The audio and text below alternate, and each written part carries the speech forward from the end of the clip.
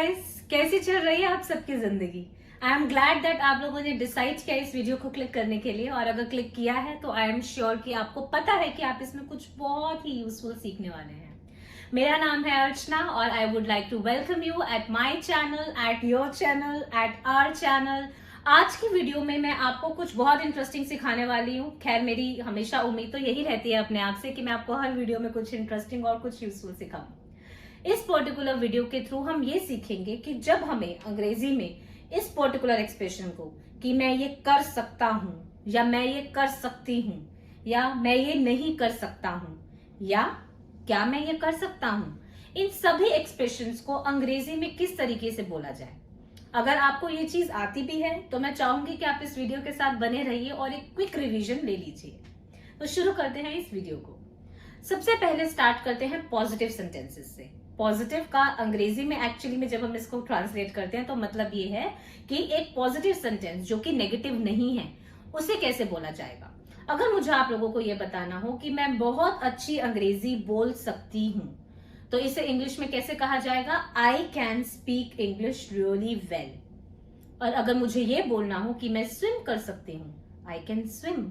मैं गा सकती हूँ, आई कैन सिंग। मैं डांस कर सकती हूँ, आई कैन डांस। तो बहुत ही सिंपल सरल तरीके से मैंने आपको बताया कि किस तरीके से मैं ये कर सकता हूं या मैं ये कर सकती हूं को अंग्रेजी में बोला जाए। यही बात अगर मुझे किसी और के लिए बोलनी है, for example he can dance very well, इसका मतलब हुआ कि वो बहुत अच्छा नाच सकता है। अगर मुझे अपनी मम्मा के बारे में आपको बताना है कि वो बहुत अच्छा खाना बना सकती हैं तो मैं इसे अंग्रेजी में बोलूंगी my mother can cook very well. और अगर मुझे अपने छोटे भाई के बारे में बताना है कि वो कार चला सकता है तो उसे मैं अंग्रेजी में बोलूंगी my brother can drive a car. तो इस तरीके से किसी भी इंसान के सामर्थ्य या कैपेबिलिटी, एबिलिटी को बताने के लिए हम कैन का प्रयोग करते हैं, जिसे अंग्रेजी में मोडाल वर्ब कहा जाता है। इन्हीं सब सेंटेंसेस को जब हम नेगेटिव बनाते हैं तो कैन के बाद हम नॉट जोड़ देते हैं और बाकी पूरा का पूरा स्ट्रक्चर जो है वो बिल्कुल सेम रहता है। फॉर एग्जाम्पल, अगर मुझे आप लोगों को यह बताना हो कि मैं चाइनीज नहीं बोल सकती तो इसे अंग्रेजी में मैं इस तरीके से बोलूंगी, आई कैन नॉट स्पीक चाइनीज। और अगर मुझे आपको ये बताना हो कि मैं अकेले नहीं सो सकती, मुझे बहुत डर लगता है, तो इसे इंग्लिश में मैं बोलूंगी आई कैन नॉट स्लीप अलोन। और अगर मुझे ये बोलना हो कि मैं खाना नहीं बना सकती, हालांकि ये झूठ है, मैं खाना बना सकती हूँ, बट एक सेंटेंस में उदाहरण के तौर पर मैं इसे ऐसे बोलूंगी, आई कैन नॉट कुक। इन्हीं सब सेंटेंसेस को जब मैंने किसी और के बारे में बात करने के लिए यूज करना है तो मैंने ही, शी या दे या we according to the subject उसके ऊपर डिपेंड करेगा आगे का स्ट्रक्चर। फॉर एग्जाम्पल, अगर मुझे अपने पूरे फ्रेंड्स ग्रुप के बारे में बात करनी है कि हम सब नाइट आउट के लिए नहीं जा सकते तो मैं इसे ऐसे बोलूंगी, we can not go for night outs. मतलब हम सबको कलेक्टिव तौर पर इस चीज की इजाजत नहीं है या हमें वो एबिलिटी नहीं है, तो हम इसमें कैन नॉट का यूज करेंगे। अगर मुझे किसी सामने वाले इंसान के बारे में बात करनी है, वो अगर मेल है तो मैं बोलूंगी he can not come with me, वो मेरे साथ नहीं आ सकता। और अगर मुझे ये बोलना हो कि वो यहाँ पर नहीं बैठ सकती तो हम बोलेंगे she can not sit there.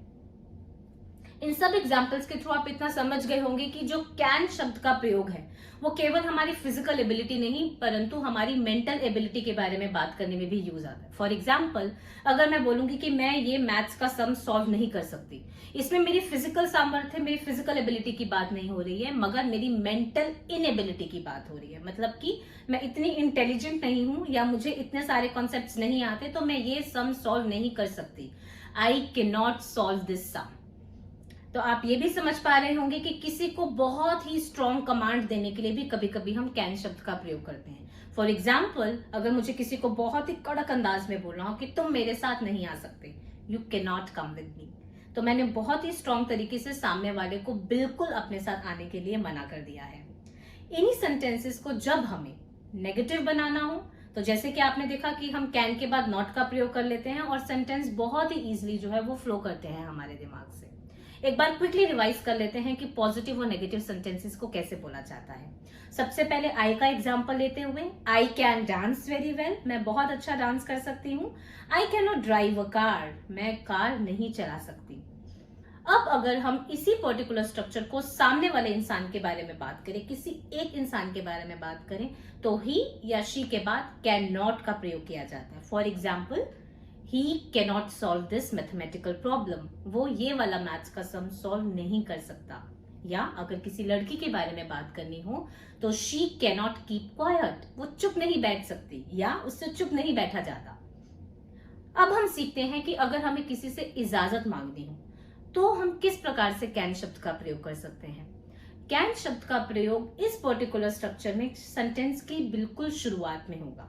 For example, अगर मुझे आपसे इजाजत मांगनी हो कि क्या मैं आपके साथ बैठ सकता हूं, can I sit with you, या अगर मेरी मम्मा ने मुझसे पोलाइटली पूछना हो कि क्या मैं अंदर आ सकती हूँ, तो she would ask me can I come in. So इस प्रकार से बहुत ही पोलाइटली हम परमिशंस मांगने के लिए भी कैन शब्द का प्रयोग कर सकते हैं। और अगर मुझे किसी से ये पूछना है कि क्या वो इंसान ये काम कर सकता है, तो मैं अपना क्वेश्चन कैन से स्टार्ट करूंगी।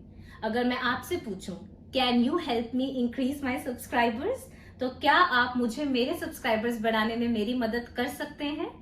या अगर मैं उनके बारे में बात करूं, एक से ज्यादा जो हम में से नहीं है, कैन दे हर्ट अस, क्या वो हमें हर्ट कर सकते हैं। और कैन दे हेल्प अस, क्या वो हमारी मदद कर सकते हैं। इस तरीके से हम इस स्ट्रक्चर में थोड़ा सा फेरबदल कर एक पॉजिटिव सेंटेंस, एक नेगेटिव सेंटेंस और एक क्वेश्चन का निर्माण कर सकते हैं। आई होप ये कॉन्सेप्ट आपको बहुत अच्छे से समझ आ गया होगा। बहुत ही इजी कॉन्सेप्ट है ये गाइस, बट जरूरी नहीं है कि कोई चीज इजी है तो वो इम्पोर्टेंट नहीं है, बहुत इंपॉर्टेंट है। हम अपनी रोजमर्रा के जीवन में ऐसे काफी सारे सेंटेंसेस यूज करते हैं, चाहे वो अपने लिए, किसी और के लिए, किसी फेमस स्टार के लिए, किसी सेलिब्रिटी के लिए, किसी के बारे में भी, किसी की भी एबिलिटी के बारे में भी बात करने के लिए हम कैन नॉट का प्रयोग कर सकते हैं। क्वेश्चन बनाने के लिए याद रखिएगा, सिर्फ हमें कैन की पोजीशन आगे रखनी है और बाकी पूरा सेंटेंस सेम रहेगा। तो उम्मीद करती हूँ कि ये कॉन्सेप्ट अब आपके जहन में बहुत अच्छे से पड़ गया होगा। एंड मैं अपने आप से भी ये उम्मीद करती हूँ कि I can teach you very well. इसी नोट के साथ गाइज आज के लिए टाटा बाय बाय। फॉलो करते रहिए इस चैनल को, क्योंकि हम सबको साथ में इस चैनल को आगे लेकर जाना है। Thank you so much, take care and bye bye.